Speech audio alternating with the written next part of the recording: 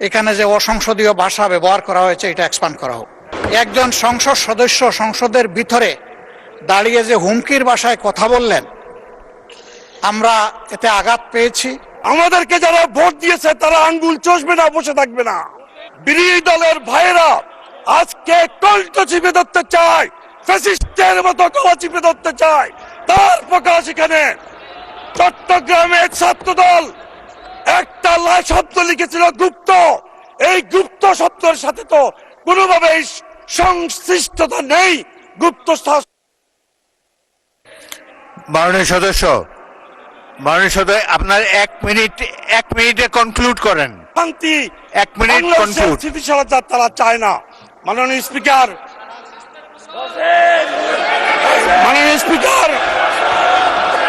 আমি বলতে চাই, আজকে সংসদে আমাদের সম্মানিত বিরোধী দলের সংসদ সদস্যরা যে আচরণ দেখাচ্ছে, এতে মনে হচ্ছে বাংলাদেশে আগামী দিনে সুষ্ঠু ধারা রাজনীতি তারা করতে দেবে না, এটাই প্রতীয়মান হচ্ছে। প্রিয় ভাইরা, বিরোধী দলকে আমি এটাও বলে দিতে চাই, আমাদেরকে যারা ভোট দিয়েছে তারা আঙ্গুল চষবে না, বসে থাকবে না। তারা প্রতিবাদ করবে। আমাদের ভোটাররাও তাকিয়ে তাকিয়ে থাকবে না। অতএব আমি তাদেরকে সবিনয় অনুরোধ করব, সরকারকে সাহায্য করুন। ফ্যাসিস্টের মতো বিভিন্ন দলের মতো বাংলাদেশকে অস্থিতিশীল করা ঠিক হবে না।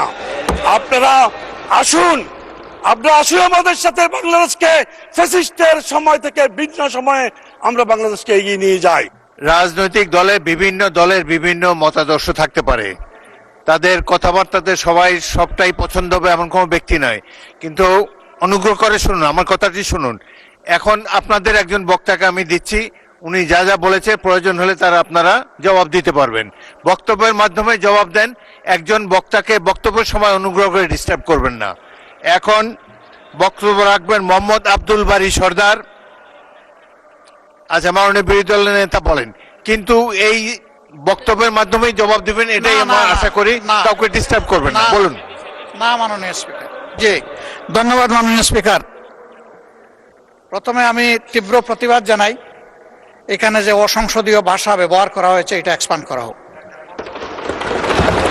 2 নম্বর, একজন সংসদ সদস্য সংসদের ভিতরে দাঁড়িয়ে যে হুমকির ভাষায় কথা বললেন, আমরা এতে আঘাত পেয়েছি এবং আমরা আমাদের ক্ষোভ প্রকাশ করছি। জনগণ বসে থাকবে না তার মানে কি? তিনি কি উস্কাই দিচ্ছেন জনগণকে বিশৃঙ্খলার দিকে? এগুলা সংসদীয় আচরণ না মাননীয় স্পিকার। আমরা পরীক্ষা করে দেখব, যদি কোনো অসংসদীয় কোনো ভাষা থাকে সেটা আমরা এক্সপাঞ্জ করব যদি থাকে। আর দ্বিতীয়ত,